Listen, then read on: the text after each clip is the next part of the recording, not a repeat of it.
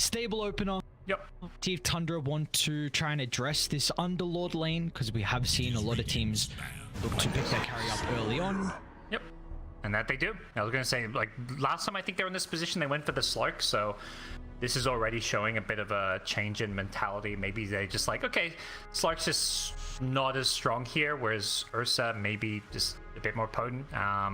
Something that we can play better around, doesn't, you know, isn't as weak in the lane stage, I think. Like the Slark losing to the Underlord occasionally in lane, especially if you've got like a double nuking lane, can be something that you have to kind of play around. Like we've seen teams try and make up for that with like early tri lanes with the Slark, but you don't really want to be forced to do that just to secure Slark's lane. So I think Ursa is a much safer choice than Slark. It is Dire's ban.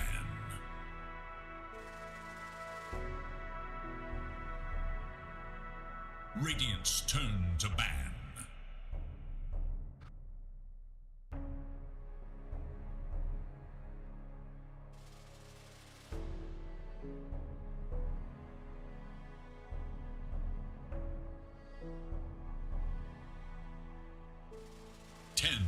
Dire's turn to ban. Yeah, I'm wondering maybe that's just some of the teams who picked him who've been less successful here, or what? Yeah, whatever it may be. But yeah, I don't think the heroes. I mean, obviously Tundra first phase in the hero. They're not. I don't think this is like them experimenting. Like, oh, let's just try Ursa to see if it's good. I think they legit think this is how you should. One of the ways to respond to a first phase Underlord. So yeah, maybe this is where Tundra help correct that Ursa win rate. And it's always good to see as well now when a team picks a carry or a core early on, like what do they want to ban to protect it? What is Skeeter saying is pretty much impossible to play this game? And so far, PL and Naga, so potentially another illusion hero you might be considering. I know Ursa actually plays okay into Terrorblade, so maybe you're not too concerned about that one. Yep. And ban the Anti-Mage instead. Less so an illusion hero, but something that's kind of annoying and elusive, and you know, often Ursa has problems with getting kited, I think, which is, you know, the illusion here is kind of kite as well, so that's part of what makes them annoying. 10 seconds remain. What we're looking for our Saxi hero. Sorry, for our Schofield hero. Yep. What, probably a ranged 4. I imagine you go double melee into an Ursa lane. Doesn't sound too fun. Yeah, I mean the big one that everyone's picking is Techies right now, still in the pool. Didn't have time between games to check all of Beastcoast's recent games if they've been playing the Techies or not, but that's the you know, the obvious pick that stands out. There's also, you know, Skywraths. I saw there was like a handful of Snapfire games that have happened throughout the tournament. That's always been something that Beastcoast liked to play and flex into different roles when it came to their old roster. So those are other possibilities. Dire's turn to pick. Games, 2 Rubik games, 2 Coddle, and then a Dark Willow Miranda in there as well. A couple of melees, but those are the range ones in particular. Okay, so no Techies games makes me think, yeah, he's just not had enough time to pub or practice on the hero, so maybe that's something Tundra are aware of, because, well, I mean, they're also just protecting Ursa, so I think it's less about the supports and more about the carry matchup. Whereas Beast Coast don't have a hero that needs protecting, so they can actually just ban out supports, because they're like, well, there's only a couple of really good 5s left that can secure Ursa's lane. Snake King's hero pool has been like CM, Disruptor. For the most part, I feel like it's just those 2 heroes, but they also ban out the Jakira to go with that. Just really limit what he can play as far as securing Ursa's lane goes. Using a lot of reserve time here to work out what secondary support they're going to pick up for Beast Coast, so see what the decision's going to be.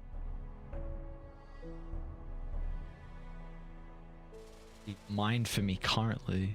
I like the Willow you mentioned he played once before quite a lot, just because it's a hero that can always get away from Ursa. Skywrath Maid. But they go Skywrath, okay. This is one of the 10 other 4s I name, you know, just to cover all my bases to make sure I wasn't wrong. Let's just name every support in the game. That's the 10 seconds remain. Yeah. 5 seconds remain. But as for Tundra, yeah, Snaking hero +1. I guess the question is which core do they pick? You know, they're gonna have to pick it line. They don't know what lane's going. They don't know the mid matchup. They don't know who their offlane versus carry matchup is.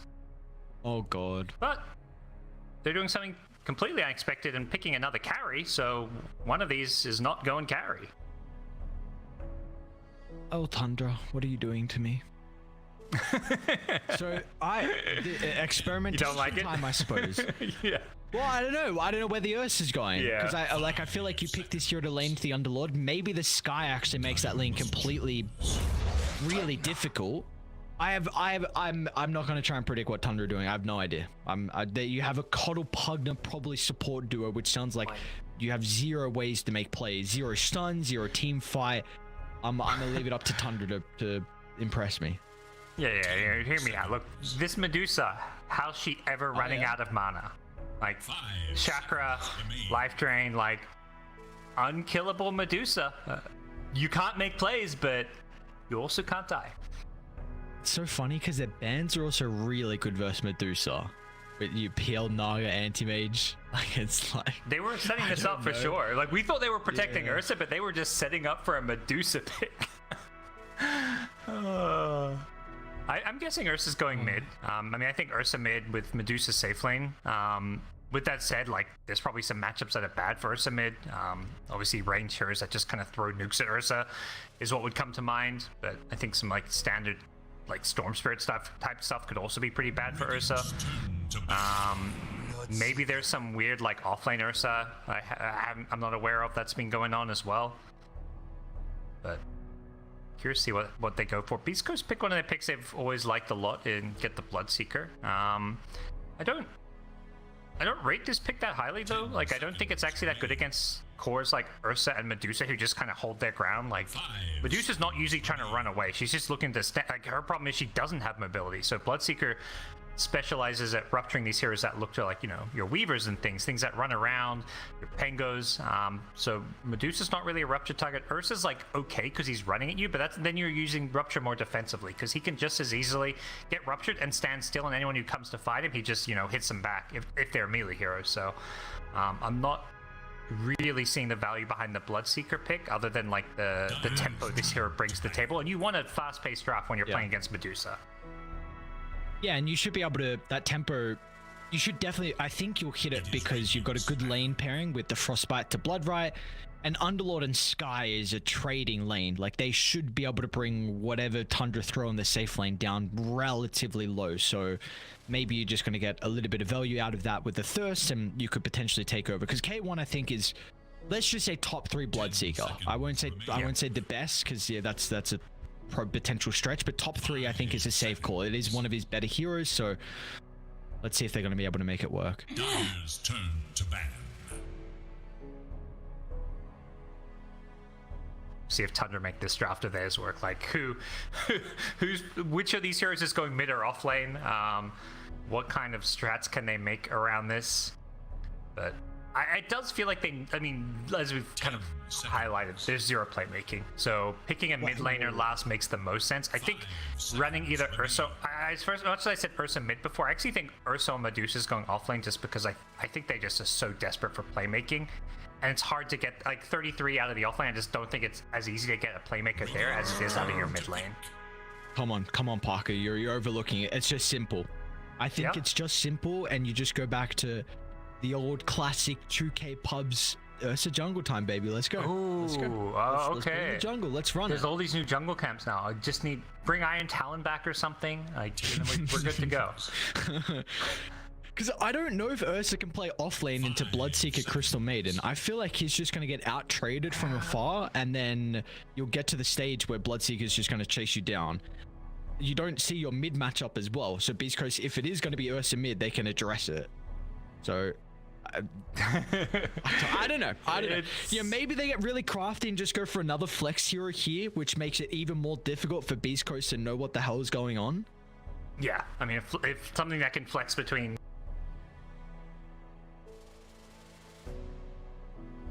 Dire must choose. Bad Rider!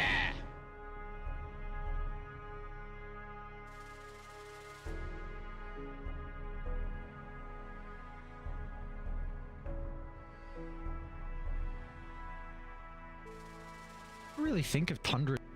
10 seconds remain.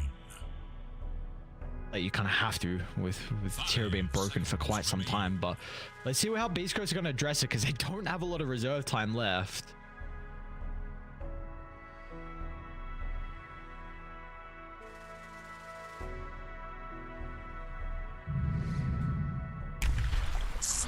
Select your hero.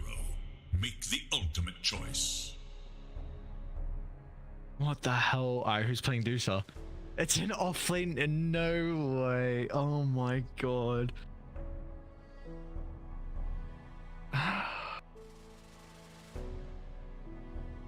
Oh, it's okay. Don't worry. Dude.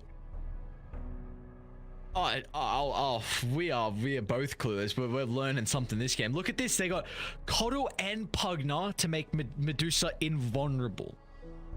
So, did you say they were going to experiment or not at the start? Because this is definitely some experimentational drafts from Tundra. 10 seconds remain. 5 seconds.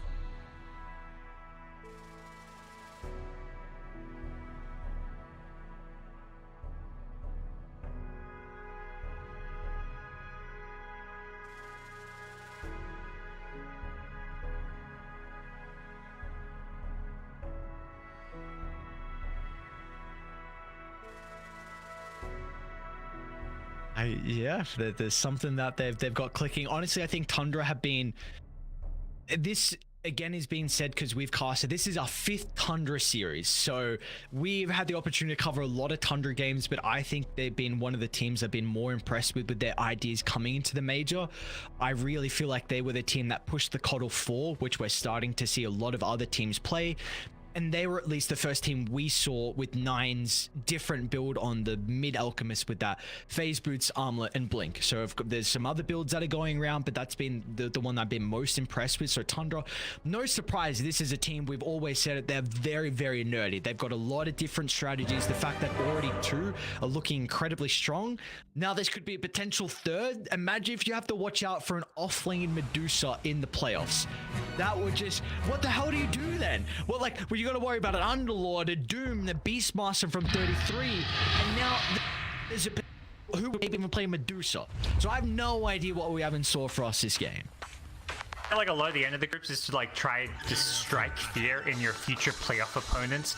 Like the way OG, like nobody had picked Invoker, and they're like they reminded everyone that BZM can play Invoker. Like, hey, remember this hero in the playoffs. Like you may have, they may like force teams to like waste a ban on it when they would have no intent in picking it. So just doing something that seems ridiculous, like offlane Medusa, if it works, it's just going to be on the back of the minds of future opponents when it may not even be at all a serious strat. Oh, that's all it is. It's just gonna try and have a laugh. Is Tundra. So let's see how much success they're able to have off the back of this. Cool, actually. Just 30 seconds now. A little bit aggressively inside the jungle. 33 though, we'll get a glimpse of the Crystal Maiden. Snake King's gonna run into multiple heroes. It's a pretty good blinding light to push them away. It in fact might be enough to keep Snake King alive, and they can turn it around. Flame Break level 1 from 9, but they're gonna get a double kill and maybe a triple kill off the back of that. So what a level up on the Flame Break from 9 is Tundra. Will easily chase down with the Pit Lord Skeeter. Gets the double kill to start our game 1 off. That is so good for Tundra. I mean, the mid bat right having Flame Break isn't ideal. And he's going to be a Slark mid. Yeah, this is actually one of these weird kind of cheesy heroes that Dark Mago plays in the mid lane for Beastcoast. But, you know, picking the Slark mid versus the Bat Rider, but all of a sudden you're up against a team that has 3 early kills. Luckily, none of them went to 9. Him getting a first blood in this mid lane would have been huge, but everybody on the Tundra side getting a bit more gold and a bit of experience to start things off early is huge. So with this mid matchup, I do want to talk about it. It is usually what you would say it is Slark favored. Is Nine's actually got no level in Sticky? Wait, is he gonna get the kill? 1-0-1-1 build? 9. What am I looking at? Dark Margo's in a lot of trouble. Flame breaks back up and... Okay, he'll just get the pounce away. So I want to say real quick that this Slark Batrider matchup mid is a lot different than what it used to be. Batrider, if you're a really true Batrider specialist, you can very much win this matchup. Now, I don't know if that's the same now with 7.33 Batrider, because it is very different. But prior, like a Batrider specialist would be able to dumpster a Slark. Yeah, in some way, I feel like maybe the 733 could be even slightly better for the Batrider. Hard to say. Like stuff like the level 1 Firefly doing a lot more damage. Just base damage could be really nice, and Slark being a melee hero that gets on top of you just means you're getting more value there. So definitely curious to see that one. There's a lot of. I feel like there's a lot that we're gonna learn from.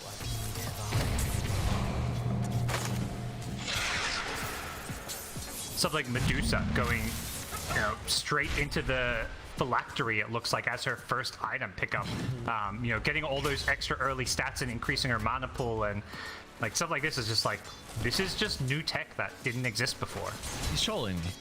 That's what's going on, right? They're trolling me. I have a phylactery Medusa in my game. As far as it's health, it's mana, it's all stats, it's mana regen, which is what Medusa wants, and then it's like it just combos with your Mystic Snake. You just throw Mystic Snake at people, and then it's gonna proc the phylactery. 90, he's gonna get a kill on Dark Margo mid lane. No sticky points. Oh my god. Oh, I love watching Tundra play, dude. They do the wildest shit. Like the no sticky's kind of cool because it's like this Slark has a magic wand, so you're just kind of feeding him a ton of regen. So instead, you just go for this kill with Firefly and Flame Break.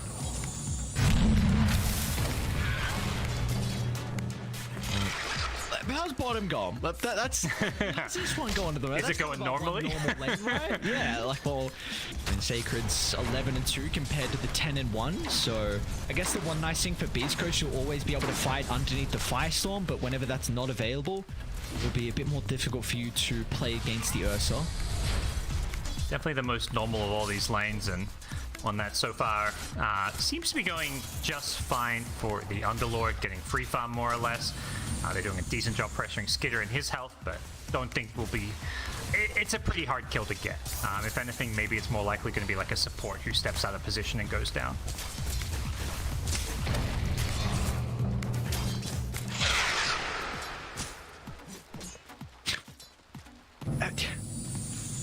Dude, this top lane might... Alright, so if you can... What's the snake cooldown? 10 seconds? Is Chakra... How much... Oh, it's only 3-second reduction at level 1. This phylactery, man, I don't know. Like, a lot of people have been theory crafting on who they could use it on, but they might just be able to outspam this lane. And K1... the Bloodseeker doesn't jungle very well at an early stage.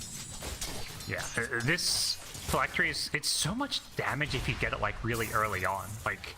over time, the damage is going to be less because everyone just gets tanky, but oh my god, another kill mid. 9 forces a pounce away. Has been killed. Okay, putting a lot of pressure mid, yeah.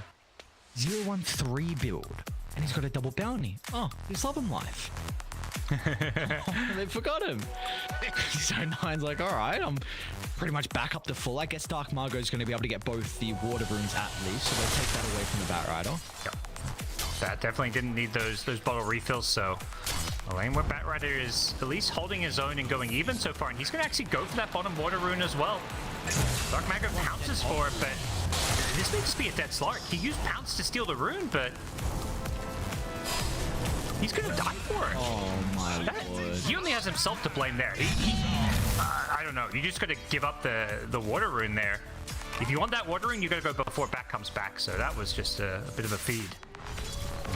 This might be one of the most if it gets there, this could be one of the most tilting losses against a Medusa offlane and a Batrider going 0-1-3 and just outplaying him. Like, this 9 build is crazy. They're gonna kill Schofield bottom as well. Like, this is just the Tundra special, man. This team is just, I know a lot of people have put like a bad name on them being boring, but honestly, screw you guys. These guys, Tundra are such a fun, exciting team to watch with all these strategies. They've got the phylactery now, so this Medusa is just gonna like spam it off cooldown. It did like 300 plus damage to the Bloodseeker. Like half his health was just gone. So anytime Bloodseeker comes to lane, you're just copying like a double nuke, basically. Is now active. He might be in a little bit of trouble. He might actually go for Stinger. Crystal Maiden, he's a little bit isolated. K1's actually going to pop through the rift. K1 wants nothing to do with that top lane. He sees an opportunity to get a kill. And what a perfect timing as well. They've got the catapult as well down bottom, and they're also chasing Snake King down. So finally, Beastcoast at least getting something out of the map, and they'll be rewarded with a decent chunk of damage in the tower as well. I love that K1 was just... I don't even know if it was like an intentional gate. It was very much just like a I can't lane here, bailing, and just so happened like the TP's right on top of the Ursa with all the action going on. There was obviously going to be kills there, and they're getting additional kills in mid with the CM plus Slark rotation on the mid lane. Now Slark's got level 6, so that's a big find. This game looked like it was slipping out of hand in Tundra's favor. They were very early, like 3-4k gold lead, and suddenly this sequence of kills going Beastcoast's way has really evened things up in a very wacky, unconventional game. Dire's top tower is under attack.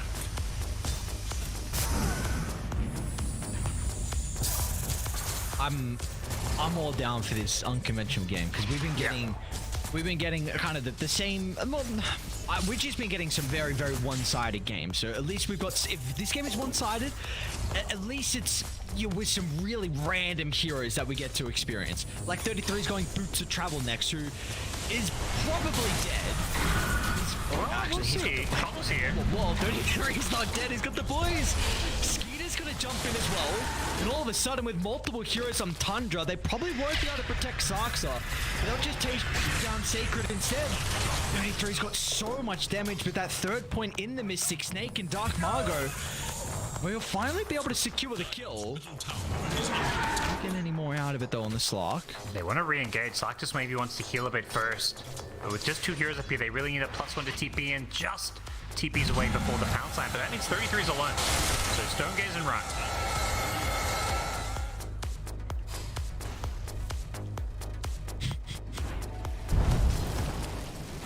How's one of the other normal heroes going? K1? It's chilling. What, almost level 6? He's got, I believe, the Javelin now coming out for himself on the Courier as well. So 2 and 2 doesn't have the greatest amount of farm, but it's not really being represented in the gold considering he's higher than Skeeter's net worth. I like how every now and then it's like, okay, let's just check on a normal hero so we can feel like we're sane and understand Dota every now and then. Because, yeah, definitely seeing this new Medusa is something that completely, I think, is probably throwing Beastcoast for a bit of a loop as well. Top of the net worth on 33, that's so crazy. Top lane? Nice Pit's going to be able to hold back 9 for the moment. Keeping in Bloodseeker here. Dire's middle tower is He's gonna cancel. Never mind. 955 is about to expire, so you won't continue to play aggressive. They don't have the level 6s just yet. They might be lacking the damage to be able to continue to chase down 9. Be able to get out of danger. Meanwhile, mid lane goes for free, snaking 3 points up, and the Nether Blast is easily able to find the tower. Mid lane though, Rupture out from K1. They're going to try and hunt 33 down. They want to deal with snaking first. It should be a pretty easy kill. Decrep's not going to be able to protect him, and then they'll turn to the Medusa afterwards. Is even with this crazy build, she's not going to be able to stand strong when multiple heroes are up in her face. Back at top, there was a lasso, but no follow-up damage means that's not a kill 9 can actually pick up. So, well done by Beastcoast. They couldn't really defend these towers. There's just too much pressure from Tundra across all 3 lanes, but making sure they bring enough heroes to one lane to get a couple of kills, and eventually looking for more in the top lane. Dark Mago's getting active, getting involved early on. 33? Should be able to get it. I think the Arcane Bolt's gonna be enough. Saxa will end up going down. Slark doesn't get the Perma Agi off that. But I'm surprised he's got 4 nonetheless though for Dark Margot. So, I mean, you were just saying he's starting to get active and it looks like he's being rewarded thanks to that. Yeah, like kind of a different take on, you know, Slark obviously playing it from the mid lane, not the carry, but just the approach is very much like, hey, I got solo XP and have all these early levels, so a maxed out Dark Pact, 2 points in pounce, like he can make these plays in early moves.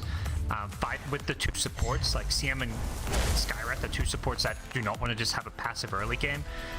So we're seeing the Dark Mago Slark just pair up in sync with that, rushing right into that Diffusal Blade. Obviously, a big part of why they picked the Slark is that it is a Diffusal buyer against the Medusa, so they'll have a way to at least burn through some of her mana pool. It looks like even K1 has the Diffusal queued up after the Maelstrom Manta, so really the big thing for him though is he finishes that first real item, the Accelerant with the Maelstrom, and he's pretty close to it. He's even looking to maybe bait himself down bottom, or at least be in a position where he can try and connect with his duo supports, who have a lot of kill potential now. You know, Stinger with 2 points in the Frostbite should be plenty of setup for the Mystic Flare. He'll be able to get the kill onto Snake King with ease, and now with that numbers advantage, maybe this tower is going to be under a little bit of threat. Yep. Good to know. New patch and Mystic Flare is still invisible for me. Nothing's changed there. You're right, yeah. So it is just a visual bug for spectators, yeah? I don't think I've ever experienced it in game where it's been invis. I think so, yeah. Is it still invis for you as a spectator? No, not you that saw one. that, okay. But I think I have seen it though go in and out of being invis sometimes when I'm watching games, so I'm always a little bit confused if it is for the players as well. It's okay. Game's in beta. At least for spectators, we can deal with some of the visual bugs. Yep. But it has been, Beastcoast doing a great job over the last like 3 or 4 minutes, just chaining these kills together, not really giving up too much to Tundra. You know, Tundra had this early 3k goldie that hasn't really increased, but what Tundra has done is get some good farm going. They stacked up their Ancients, a triple stack that 9 got to farm. He's so rich. Yeah, suddenly Batrider's on top of the net worth just off of that Ancient stack, and going right into a Vanguard Bloodstone. I mean, I assume he's going to disassemble the Vanguard for this one. Lane. He's out from Sacred, so at least he's going to be able to hold Snake King into place for the moment. Probably once again be able to get the kill onto the Pugna. Snake King will make him work for it. A little bit of time expended. 33 is actually considering about stepping back on over. He's got to be cautious, so this is a lot of damage onto the Medusa early on. Maybe the tier 2 tower is going to act as a deterrent. You see they're a little bit hesitant about Beastcoast with diving this far. 33, he got plenty of mana back off for the Snake, so the Deuce is going to be able to stand strong enough. Beastcoast, they all have to TP out. Unfortunately for Stinger though, he doesn't have a teleport, so there's really going to be no escape here. Maybe just hoping and praying that somehow he gets denied, but not to be. What, meanwhile 9, he got the Slark kill. Ooh. So furthering the gold that the Batrider's already been able to build up. Yeah, chased him down, and now he gets to finish the Bloodstone with the Arcane Boots and Vanguard. It's 2, he disassembles both, and he just completes the Bloodstone. Has to do a little bit of engineering. Is He's got the Octarine, actually. He does. He's gonna keep the. He's struggling, but yeah, I like we got the camera on him. He'll get there. Yay! It got complicated when you have to disassemble 2 different items, and they kept the Vanguard reassembled twice. You know, it's you know, that's a lot of you know, puzzle solving for a Dota player to get. Even for a Tundra player, these guys are some of the nerdiest out there. So. My Medusa's going Phylactery, Booster Travel, Scepter. So. Alright. I'm here for it. Oh, why not? I just had 300 damage nuke pretty much, and it's just a wait till the Snake bounces off multiple heroes as well. Going on mid lane, K1 wasn't able to get in range for the Rupture onto 9, so he's chilling. It's just I know there's a bit of a clowny game with some of the picks, but Tundra, they've been able to build up quite the net worth lead. 5,000 now. Skeeter's just silently farming. This is a Battle Fury now completed for the Ursa, so he's going to be able to even farm that much faster and continue to build on his lead that he's got. Yeah, and there's some synergy between what Medusa is doing and the rest of the lineup, like having this extra Mystic Snake stoning, just amping up physical damage that the Ursa is going to be dealing. We haven't really even touched upon the Ursa. He's just been chilling, gone Battle Fury, doing Skeeter things. But, you know, he's going to get a Blink Dagger, probably like a BKB to follow or a Basher. And then, you know, fighting around a Medusa Axe Scepter is just going to be immense amounts of physical damage. Heroes like Underlord, who are like notoriously tanky, are just going to melt to the physical damage, I feel, at that point.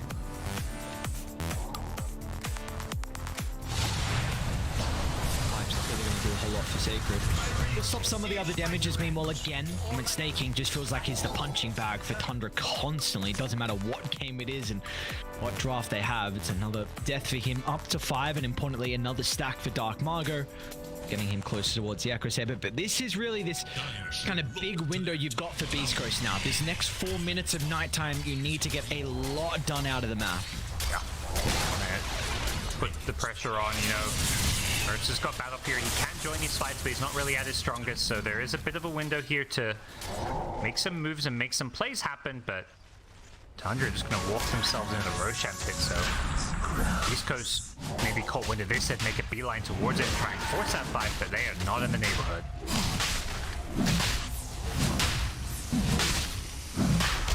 What do you think is realistic that Tundra can get done off the back of his first stages? I mean, I think we're looking at them just like forcing fights wherever they have vision and whenever they kind of can. Whoa, hang on, this is a big kill. 9. Yeah. They're going to be able to catch a Batrider out. Multiple heroes starting to move on over just in case a further fight does occur. And that's a lot of gold given over. 399 to Dark Margot. Everyone else gets a decent chunk of change as well. Right before he picked up the boots of travel. I was going to say, it's very easy for Tundra to force fights because they've got double boots of travel, so they've got tons of mobility on 2 of their cores to kind of farm the map and then show up to fights wherever they may kind of take place. So I think with an Aegis, like, he's gone for the blink over other like defensive or like, you know, teamfight items like the BKB, the Basher, for example, as in maybe a scaling item. So the fact he went for blink makes me think Tundra want to fight with this Aegis. And play a bit more on the enemy side of the map. So as soon as Batrider's back, I would expect Tundra to keep like being very aggressive with their farming patterns, farming the enemy jungle, which is what Batrider was doing. Unfortunately, just didn't have his teammates nearby. And again, though, snaking. This time is a little bit closer to the tower, so instantly Tundra, they bring everyone to protect him. Mosquito leaps over the top of the river, cleans up Schofield, and now they're going to look to Stinger as well. Both supports on Beastcoast. They're going to end up going down, and they won't stop just there. Sacred chase through. K1 is also in trouble. Tundra, multiple easy kills for them to find. They don't have to commit too heavily as well, and this time snaking was a great bait. Yeah. Luckily, the Ursa got low, so the Bloodseeker had some movement speed to get the hell out of there, but they're done with letting snaking just get thrown to the wayside and left to feed when he gets gone. They're going to look to counterpunch now, and Tundra with Aegis in hand, with double boots of travel, with a blink on Ursa, have all the tools they really need to take whatever fight comes to them. So, gotta be a little bit careful of your Beastcoast. You go for these kills, get it quickly, and then get out, or just know that the rest of Tundra aren't in a position to counterplay you, as we just saw in the mid lane.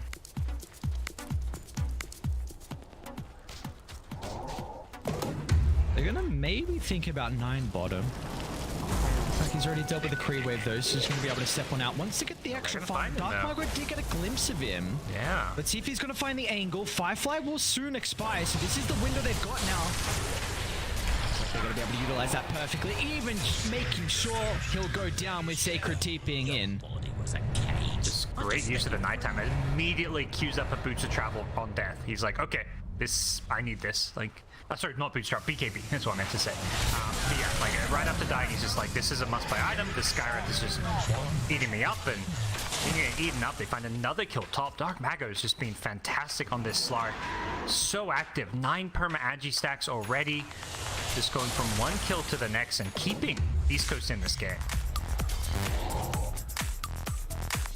They might continue on. This is a big numbers advantage. They've got a Grey Ward mid lane that scouts out the remaining members on Tundra. So they're going to try and rupture up Skidder. They just want to take him out of the start of the fight. They'll deal with snaking first. Protected over the Decrypt's going to get a little bit of health back thanks to the live chain, but it's not enough.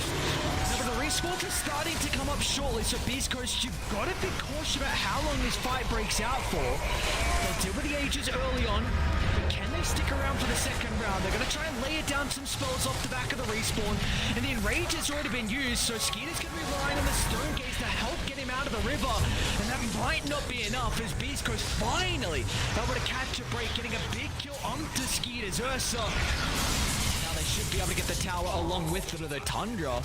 Nine's considering about hitting back. It's going to be difficult for him to find an opening though. Tundra desperately need these BKBs. Fighting without them is just proving to be... Oh, we got the lasso. Okay. The Slark out. Yeah, he just overplayed his hand, and now Stinger.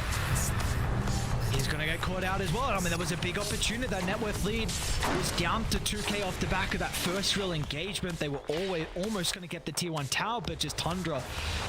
There's a little bit of misplay from Beastcoast going to cost them in the end. Yeah. Live by the Dark Mag or die by it, because that was a bit of a overextension from him, but he's also been the one that's put them in this position to be competitive in this game. You know, the fact that Tundra, they've been playing very greedy. The boots of travel have been used more as farming tools, just to farm the map in like 3 different places and play very split up, and Slark has done an amazing job at punishing the fact that everybody's so split up by getting all these pickoffs. Like 13 of the 16 kills he's been involved in. Only Schofield on the Skyreth has been involved in more, with 15 kill involvement. So Skyreth and Slark have really set the tempo here, and Tundra have to be careful about giving up too many of these kills. But a retaliation kill there on Dark Mago's overextension is huge to get them, you know, in that more stable position where they can go back to farming. And ideally, yeah, they need to finish these BKBs. What, finish the BKBs and then go? Because it is going to be daytime for still a little bit longer for Tundra. So, you know, Roach is pretty far away, so they can't really play around any kind of Roach. I think it's like smoke up, get some deep enemy vision down. It's a little tricky because they don't have like that easy catch, since they don't have a Blink Dagger on Bat. And speaking of Bat, they just keep hunting him. Hasn't got the BKB yet, so... Oh, man, look at the damage. Okay. This has been a rough game for 9. Like, this is... Yeah. Like, he's got 4 deaths, and all 4 of the deaths have been like what we just saw, where he's just kind of getting picked off alone farming. Like, just not respecting the Dark Rift, as well as the Slug catch, as well as the Slug vision at nighttime when we saw him farming the bottom jungle. So, you know, obviously, credit has to be given to Beastcoast. They've done an amazing job of punishing his greed, but his deaths have come as a result of his greed.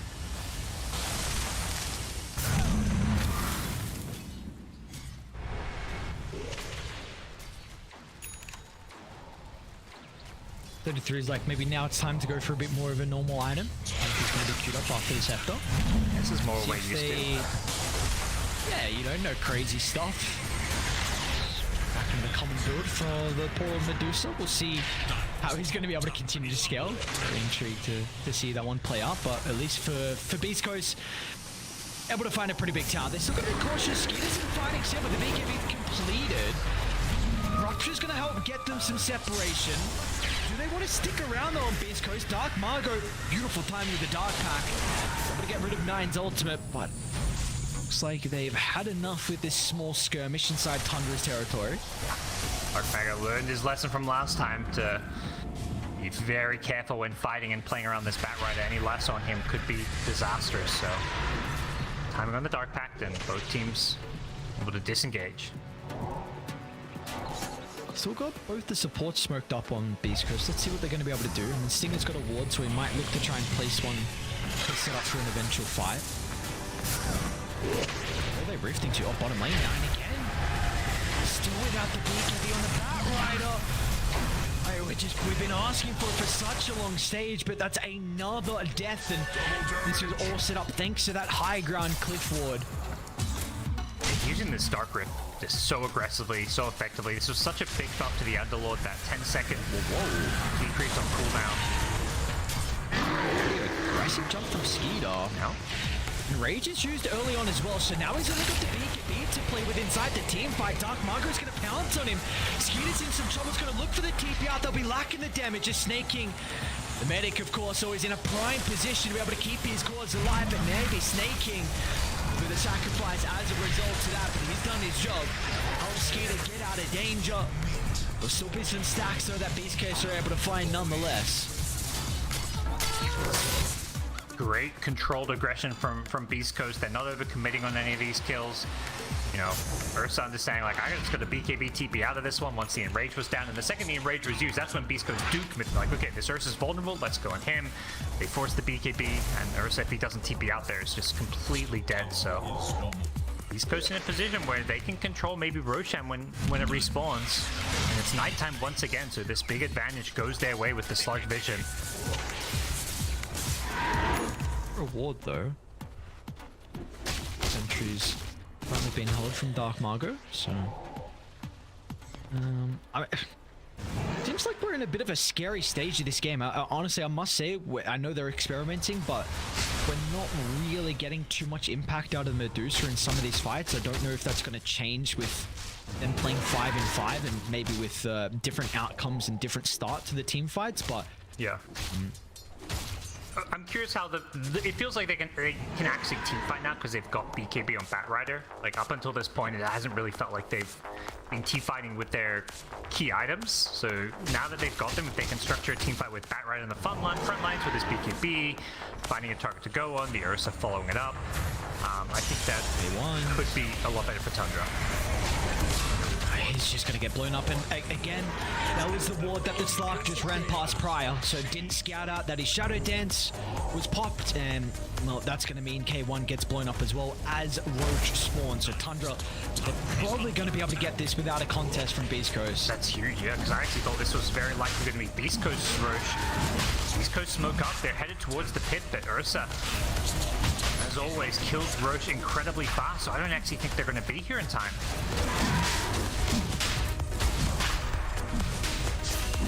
Try and come through the rift. They've got a great ward on the cliff as well to be able to scout this out. This is all Tundra's fight. They will run into the Coddle far out to the outskirts. Dark Mago's in deep. Is going to be cautious though. Is the AoE damage going to be enough? They're just melting through Tundra, fighting on top of the Firestorm. They've been able to reposition accordingly. Now with a drive back on the lasso, Skeeter sinks his claws deep into Dark Margot, and they should be able to clean up as well. Stinger stuck around for a little bit too long. Sacred's gonna hope to try and rift away, and he will be able to make it 9. Are you actually gonna? You're not, are you? Okay. We worried for a second. He was getting very close to finishing that portal. It was actually not in the fountain, so he would have, you know, not been in the enemy fountain quite, but we would not have led to a kill. So. By the way, great fight for Tundra. I mean, the fact Beastcoast forced that after they'd already taken the Aegis was very questionable. Not to mention the fact that Bloodseeker was still dead, and speaking of dead, Sacred just runs into an Ursa who's just chewing him up.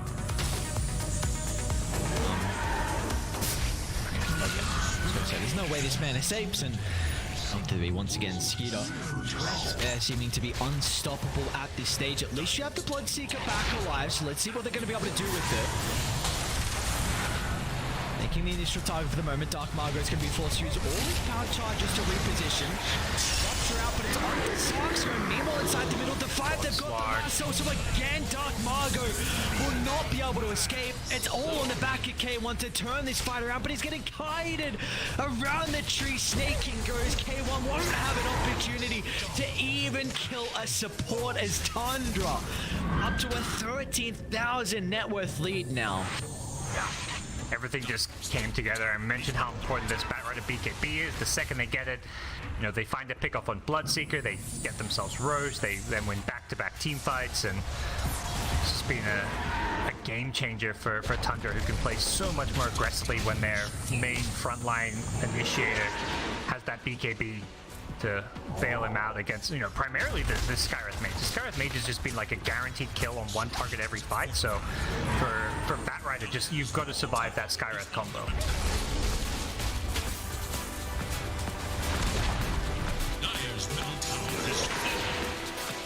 See if they want to try and take the fight. Tundra, it's an aggressive jump. I guess Bloodseeker's still dead for a little bit of time, so there's a big numbers advantage for Tundra to work with. They're going to try and look to buy back and still take this engagement deep inside their own territory. This 33's isolated from the team, deep onto the T2 tower, but it might not matter though. 33's ever so survival, and K1 is not.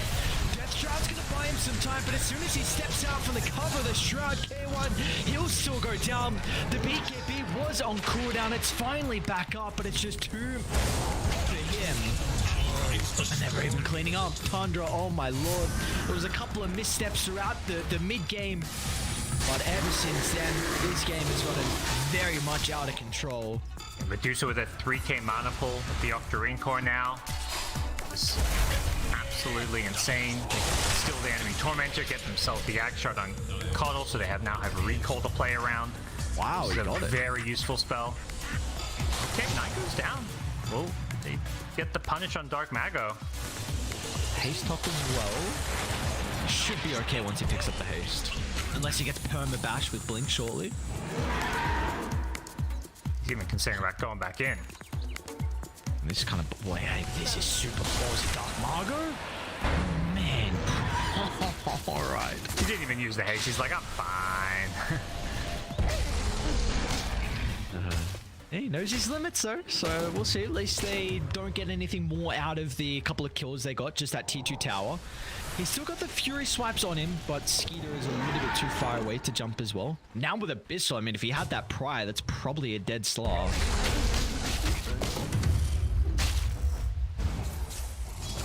So the next move from Tundra is going to be Aegis will be expiring, so a lot of the success they found over the last 10-15 minutes came around having an Aegis and getting a pick off and winning a Roach fight. So something they can necessarily rely on for a little bit here. You know, this Deucer build is the perfect, like, guess the hero with the items. Yeah. Who in their right mind would guess Medusa with this build? It'd take you so many guesses to even, I don't know. Probably go through like half the hero pool. I mean, maybe something, I don't know, maybe it's something that's like featured in pubs and some people have like caught wind of this, but definitely something new for me. He's got his 20 talent now, so +2 snake bounces as well. Even got the ceremonial robe, so one of the nicer ones, I suppose, with this build. Lower the resistance. See? So gives snake again. Okay, just ceremonial robe also gives 350 mana, bumped up from 250 mana in the previous patch. Nice jump. 9 is going to be able to drag Sacred back in the middle as well. So not only will they get the kill onto Stinger, Sacred, the offlaner too, will go down. He's got 3100 mana, dude, on Medusa. Damn. That's bonkers. He's got a high ground and Skitter's just looking for kills. Yeah, I love how you like comment, oh, he's got the Manta queued up. Here's a normal item, and then he's like, no, I'm getting off the read. Probably his teammates are like, dude, what are you doing? Don't get Manta. You gotta continue the meme build. I say meme build. This is legit, like maybe a legit Medusa build on the new patch. It's looking baller. Like it just. What was that range? The lasso drag back. You have the headband as well from some extra cast range. The rupture's there, but there's just going to be no follow-up. Stinger's maybe going to hope and pray that it gets a decent freezing fill. Dark Margot's going to try and get in the midst of it all. They were able to kill off 9. Can they get anything more off the back of that? I mean, Sacred's back alive as well. Looking to try and rift in the middle of the fight. Dark Margot's been able to steal a decent amount of stacks, but as soon as the ultimate expires, Skeeter can look to turn it back around. He's just waiting to find his angle, and well, the target's there. Sacred, he's on a silver platter. Once again, you get the swipes going, sinking the claws in deep into the flesh of the Underlord. Multiple heroes without a buyback, and this is going to be a lot of objective damage. Yeah, through everything, they do bring down the Batrider. It's definitely not been Nine's game. You know, like he's been the primary target, as you know, I think he should be. So a lot of these deaths aren't necessarily entirely on him in these team fights, but the rewards for his team have been aplenty when they over-prioritize this Batrider in these fights. It just kind of sets up the Medusa as well as the Ursa to just have an amazing team fight when you use so many resources just to bring down Batrider.